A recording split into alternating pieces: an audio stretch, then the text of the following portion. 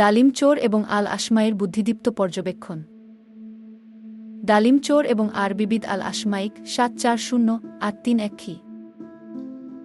মাথায় ডালিমের ঝুড়ি নিয়ে এক ফেরি ওয়ালি পথ চলছিল। জনৈক ব্যক্তি পেছন থেকে একটি ডালিম উঠিয়ে নিল, কিন্তু মহিলা টের পায়নি। বিখ্যাত সাহিত্যিক আল আশমাই বিষয়টি লক্ষ্য করেন এবং লোকটিকে ফলো করতে থাকেন।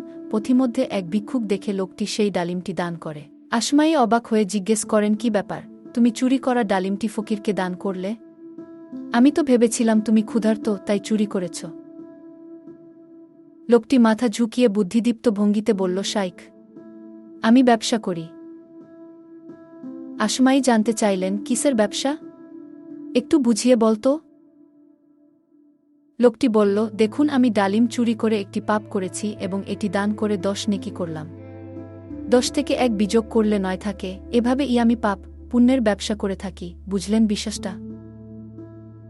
আশমাই বেকুফ লোকটিকে লক্ষ্য করে বললেন, শোন, আল্লাহ পবিত্র, তিনি পবিত্র জিনিস ছাড়া কিছুই গ্রহণ করেন না। বর্তমান সমাজে এমন বেকুফ ব্যবসায়ীর সংখ্যা কম না। সারা জীবন আকাম কুকাম করে জমানো টাকা দিয়ে হাজ করেন, দান খরাত করেন এবং সমাজের জন্য বুদ্ধিদীপ্ত উচ্চারণে বর গলায় নসিহত উদ্গীরণ করে থাকেন। সর্বোপরি ইলম লোক, কিন্তু ফতোয়াবাজিতে পটু। এরাই সমাজ জামায়াত বিনষ্টের মূল হোতা।